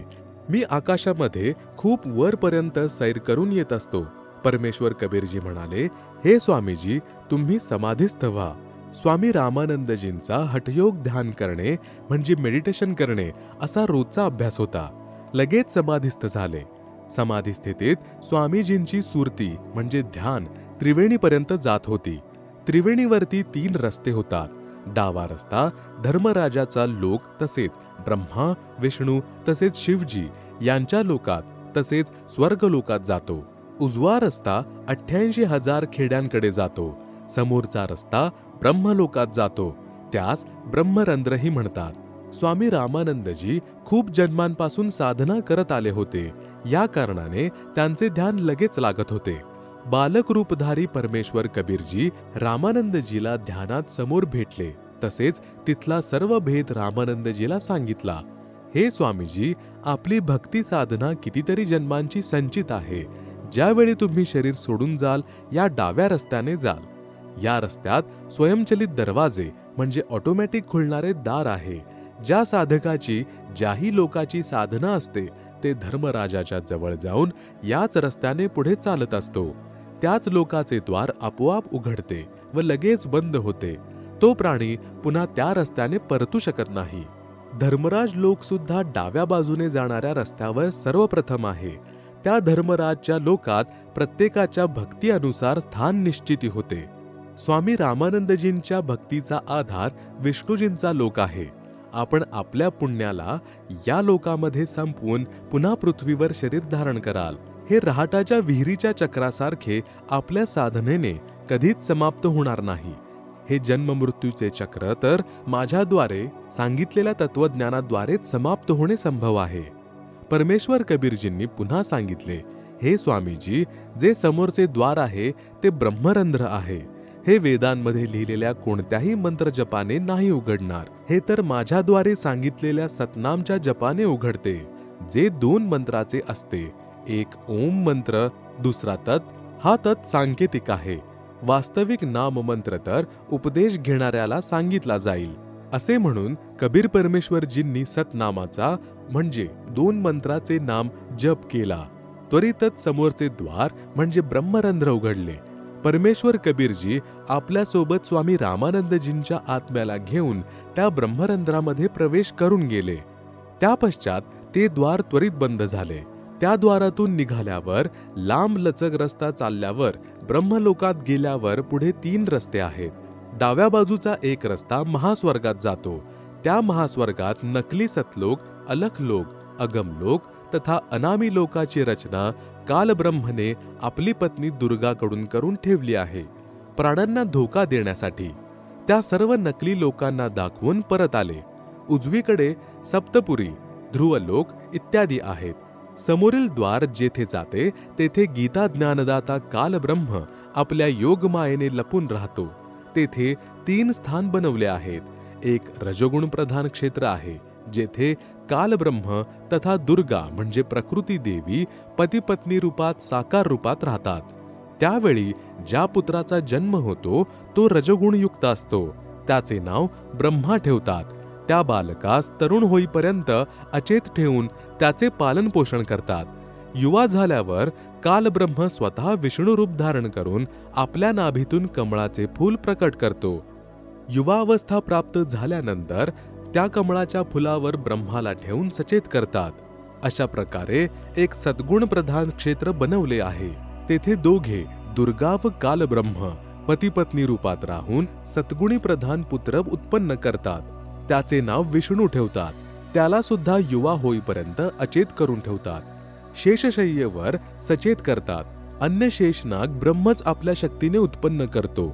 अशा प्रकारे एक तमोगुण प्रधान क्षेत्र बनवले जाते. तेथे हे दोघे दुर्गा तसेच कालब्रह्म पती-पत्नी व्यवहार करून तमोगुण प्रधान पुत्र उत्पन्न करतात. त्याचे नाव शिव ठेवतात. त्याला सुद्धा युवा होईपर्यंत अचेत ठेवतात. तरुण झाल्यानंतर तिघांना सचेत करून त्यांचा विवाह प्रकृती म्हणजे दुर्गाद्वारा उत्पन्न 3ही मुलींशी करून देतात. अशा प्रकारे हा कालब्रह्म आपली सृष्टी चालवतो. परमेश्वर कबीरजी यांनी स्वामी रामानंद यांना तो रस्ता दाखविला होता. तसेच 21व्या ब्रह्मांडमध्ये पुन्हा 3 रस्ते आहेत. डाव्या बाजूला पुन्हा नकली सतलोक, अलखलोक, अगमलोक तसेच अनामी लोकची रचना केली आहे. उजवीकडे 12 भक्तांचे निवासस्थान बनवले आहे, ज्यांना आपला ज्ञान प्रचारक बनवून जनतेला शास्त्रविरुद्ध ज्ञानावर आधारित करवतो. समोरचे द्वार तप्तशिलाकडे जाते, जेथे हा कालब्रह्म 1,00,000 मानव शरीरधारी प्राण्यांच्या सूक्ष्म शरीरांना तापवून त्यातून घाण काढून खातो. त्या कालब्रह्मच्या लोकाच्या वर एक द्वार आहे, जे परब्रह्म म्हणजे अक्षरब्रह्मचे 7 संख ब्रह्मांडांमध्ये उघडते. परब्रह्मच्या ब्रह्मांडांच्या शेवटच्या टोकावर एक द्वार आहे, जे सत्पुरुष म्हणजे परमक्षर ब्रह्मचा लोक सतलोकाच्या भवर गुहेमध्ये उघडते. नंतर पुढे सतलोक आहे, जो वास्तविक सतलोक आहे. सतलोकमध्ये पूर्ण परमात्मा कबीरजी अन्य तेजोमय मानव सदृश शरीरात एका घुमटात एका उंच सिंहासनावर विराजमान आहेत.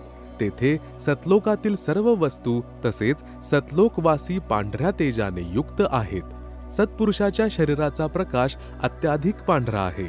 सत्पुरुषाच्या एका रोमकुपाचा प्रकाश 1,00,000 सूर्य तसेच एवढ्याच चंद्रांच्या मिळत्या जुळत्या प्रकाशापेक्षा जास्त आहे.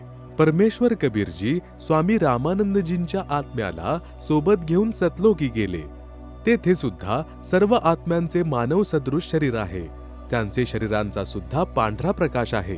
परंतु सतलोकवासियांच्या शरीराचा प्रकाश 16 सूर्यांच्या प्रकाशासमान आहे. बालक रूपधारी कबीरदेव यांनी आपल्याच अन्य स्वरूपावर चवर ढाळली, जे स्वरूप अत्याधिक तेजस्वी होते. तसेच सिंहासनावर एका पांढऱ्या घुमटात विराजमान होते. स्वामी रामानंदजींनी विचार केला की पूर्ण परमात्मा तर हे आहेत, जे तेजोमय शरीराने युक्त आहेत. हा बालक रूपधारी आत्मा कबीर येथील अनुचर अर्थात सेवक असेल. स्वामी रामानंदजी यांनी असा विचारच केला होता. त्याच वेळी सिंहासनावर विराजमान तेजस्वी शरीरयुक्त परमात्मा सिंहासन त्यागून उभे राहिले. तसेच बालक कबीरजी यांना सिंहासनावर बसण्यासाठी विनंती केली. खालून रामानंदजी सोबत गेलेले बालक कबीर त्या सिंहासनावर आरूढ झाले. तसेच ते तेजस्वी शरीरधारी प्रभू बालकाच्या डोक्यावर श्रद्धेने चवर करू लागले. रामानंदजी यांनी विचार केला, हे परमात्मा या बालकावर चवर करीत आहेत. हा बालक येथील नोकर म्हणजे सेवक असू शकत नाही. इतक्यात तेजस्वी शरीरयुक्त परमात्मा बालक कबीरजी यांच्या शरीरात समावून गेले. बालक कबीरजी यांचे शरीर त्याचप्रमाणे तितकेच प्रकाशयुक्त होऊन गेले जेवढे सिंहासनावर बसलेल्या पुरुषाचे होते. एवढी लीला करून स्वामी रामानंदजी यांचा आत्मा शरीरात परत पाठविला. महर्षी रामानंदजी यांनी डोळे उघडून पाहिले तर बालक रूपधारी परमेश्वर कबीरजी यांना समोर बसलेले पाहिले. महर्षी रामानंदजी यांना पूर्ण विश्वास झाला की हे बालक कबीरजी परमअक्षर ब्रह्म अर्थात वासुदेव म्हणजे कुळाचे मालक आहे. दोन्ही ठिकाणी म्हणजे वरती सतलोकात तसेच खाली पृथ्वी लोकात स्वतःच लीला करीत आहेत. हेच परम दिव्य पुरुष अर्थात आदिपुरुष आहेत. सतलोकात जेथे हे परमात्मा मूळ रूपात राहतात ते सनातन परमधाम आहे. परमेश्वर कबीरजी यांनी याचप्रमाणे संत गरीबदासजी महाराज छुडाणी हरियाणावाले यांना सर्व ब्रह्मांडे प्रत्यक्ष दाखवले होते. त्यांचा ज्ञान योग उघडला होता. तसेच परमेश्वर यांनी गरीबदासजी महाराज यांना स्वामी रामानंदजी विषयी सांगितले होते की कशा प्रकारे मी स्वामीजींना शरणात घेतले होते. महाराज गरीबदासजी यांनी आपल्या वाणीमध्ये उल्लेख केला आहे. तहा वहां चित चक्रित भया देखी फजल दरबार गरीबदास सिजदा किया हम पाए दीदार बोलत रामानंद जी सुन कबीर करतार गरीबदास सब रूप में तुम ही बोलनहार तोहू ठोर है एक तू भया एक से दोय गरीबदास हम कारणे उतरे हो मगजोय तुम साहेब तुम संत हो तुम सतगुरु तुम हंस गरीबदास तुम रूप बिन और न दूजा अंश तुम स्वामी में बाल बुद्धि भ्रम कर्म किए नाश गरीबदास निज ब्रह्म तुम हमरे दृढ़ विश्वास सुनबे सुन से तुम परे उरे से हमरे तीर गरीबदास सरबंग में अभिगत पुरुष कबीर कोटि कोटि सिजदा किए कोटि कोटि प्रणाम गरीबदास अनहद अधर हम पर से तुम धाम बोले रामानंद जी सुनो कबीर सुभान गरीबदास मुक्ता भये उधरे पिंड अरुप्राण. उपरोक्त वाणीचा भावार्थ सतलोकांमध्ये तसेच काशी नगरात पृथ्वीवर दोन्ही ठिकाणी परमात्मा कबीरजी यांना पाहून स्वामी रामानंदजी यांनी म्हटले की कबीर परमात्मा आपण दोन्ही ठिकाणावर लीला करत आहात. आपणच निज ब्रह्म अर्थात गीता अध्याय 15 श्लोक 17 मध्ये म्हटले आहे की उत्तम पुरुष अर्थात वास्तविक परमेश्वर तर क्षरपुरुष म्हणजे काल ब्रह्म तसेच अक्षर पुरुष म्हणजे परब्रह्मपेक्षा अन्य आहेत. तेच परमात्मा म्हटले जातात. जो तीनही लोकांमध्ये प्रवेश करून सर्वांचे धारण पोषण करतो तो परम अक्षर ब्रह्म आपणच आहात. आपल्यात शक्तीमुळे सर्व प्राणी गती करत आहेत. मी आपला तो सनातन परमधाम डोळ्यांनी पाहिला आहे. तसेच वास्तविक अनहद धून तर वर सतलोकामध्ये आहे.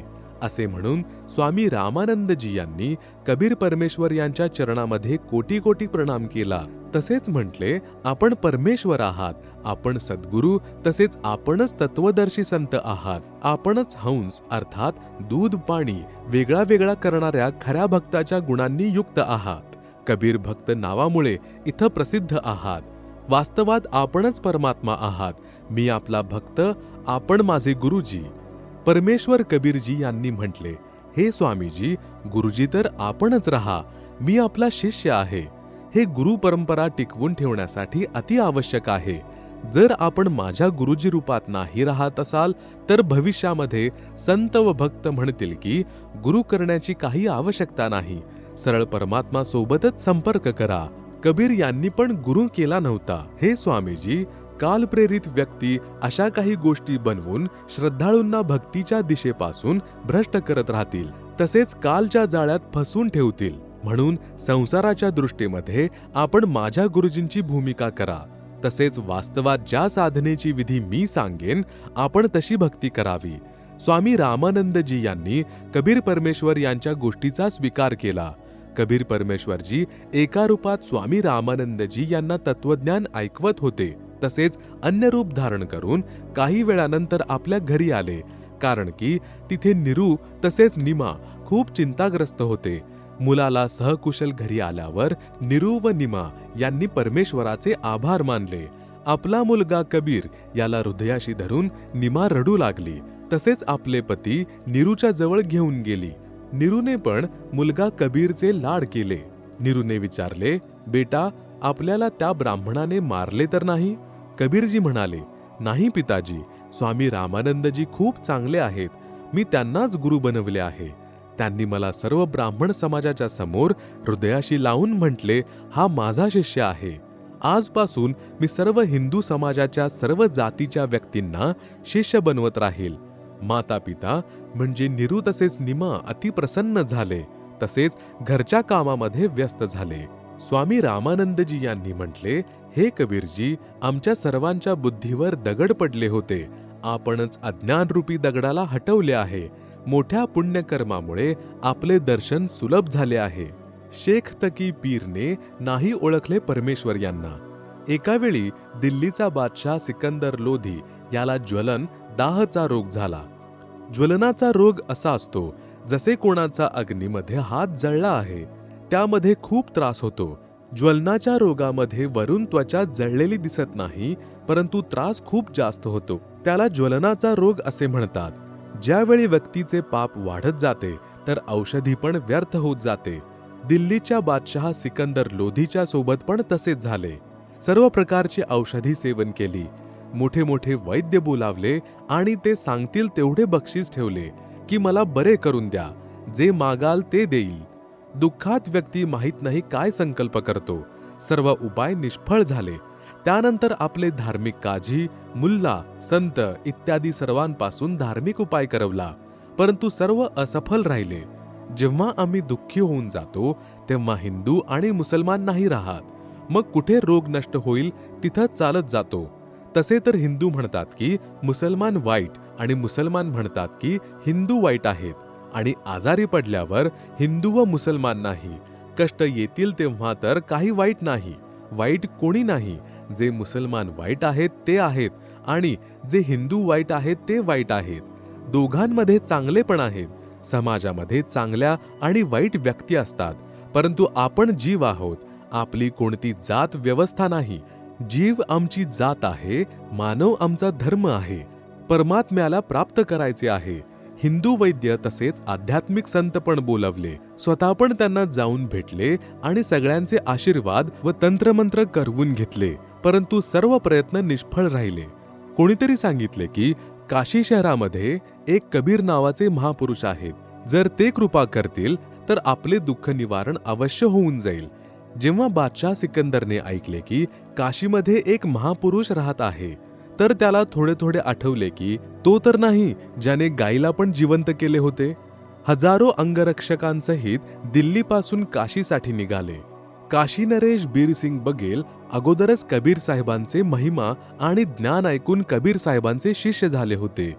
पूर्ण रूपाने आपल्या गुरुदेवांमध्ये आस्था ठेवत होते. त्यांना कबीर साहेबांच्या महिम्याचे ज्ञान होते, कारण की कबीर परमेश्वर यांनी तिथं खूप लीला करून ठेवली होती. जेव्हा सिकंदर लोधी बनारस म्हणजे काशीला गेला, तसेच बीरसिंग याला म्हणाला, बीरसिंग, मी खूप दुःखी झालो आहे. आता तर आत्महत्या बाकी राहिली आहे. इथं कोणी कबीर नावाचा संत आहे? आपल्याला तर माहीत असेल तो कसा आहे. एवढी गोष्ट सिकंदर बादशाहच्या मुखातून ऐकली होती. काशी नरेश बीरसिंगच्या डोळ्यामध्ये पाणी भरून आले आणि म्हणाले की आता आपण योग्य ठिकाणावर आले आहात. आता आपल्या दुःखाची समाप्ती होईल. बादशाह सिकंदर लोधी याने विचारले की अशी काय गोष्ट आहे? बीरसिंग म्हटले की ते कबीरजी स्वतः परमेश्वर आले आहेत. परमेश्वर स्वरूप आहेत. जर त्यांची दयादृष्टी झाली तर आपला रोग ठीक होऊन जाईल. राजा सिकंदर म्हणाला की लवकर बोलवा. काशी नरेश बीरदेव सिंग बघेलने विनम्रतेने प्रार्थना केली की आपली आज्ञा शिरोधार्य आहे, सूचना पाठवून देतो. परंतु असे ऐकले आहे की संतांना बोलवत नसतात. जर ते आले आणि कृपा नाही केली तर येण्याचा काहीच फायदा नाही. बाकी तुमची इच्छा. सिकंदर म्हणाला की ठीक आहे, मी स्वतः जातो. एवढ्या दूर आलो आहे, तिथं पण अवश्य जाईल. सिकंदर लोधी बादशहाचा असाध्य ज्वलनाचा रोग बरा करणे. संध्याकाळची वेळ झाली होती. बीरसिंहला माहीत होते यावेळी कबीर साहेबजी त्यांच्या औपचारिक गुरुदेव स्वामी रामानंदजी यांच्या आश्रमामध्येच असतात. ही वेळ कबीर परमेश्वर यांची तिथे भेटण्याची वेळ आहे. बीरदेवसिंह बघेल काशी नरेश तसेच सिकंदर लोधी दिल्लीचा बादशहा दोघेही स्वामी रामानंदजी यांच्या आश्रमासमोर उभे राहिले. तिथे गेल्यानंतर समजले की कबीर साहेब अजून आलेले नाहीत, येणारच आहेत. बीरसिंह आतमध्ये नव्हते गेले. बाहेर सेवक उभा होता, त्यालाच विचारले. सिकंदरने म्हटले, तोपर्यंत आश्रमामध्ये विश्रांती करूया. राजा बीरसिंहने स्वामी रामानंदजी यांच्या दारावरील सेवकाला म्हटले की रामानंदजी यांना प्रार्थना करा की दिल्लीचे बादशहा सिकंदर लोधी आपले दर्शन करू इच्छितात आणि साहेब कबीरजी यांची प्रतीक्षा देखील आपल्या आश्रमातच करू इच्छितात.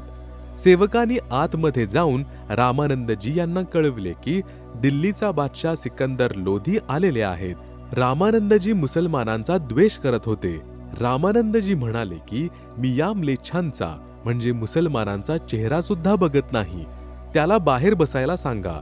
जेव्हा सिकंदर लोधीने हे ऐकले तेव्हा खूप राग आला, कारण राजाला खूप अहंकार असतो, तो पण दिल्लीचा बादशाह, आणि म्हणाला, हा 2 कवडीचा महात्मा दिल्लीच्या बादशहाचा अपमान करू शकतो तर सर्वसामान्य मुसलमानांसोबत कसा व्यवहार करत असेल, याला धडा शिकवला पाहिजे.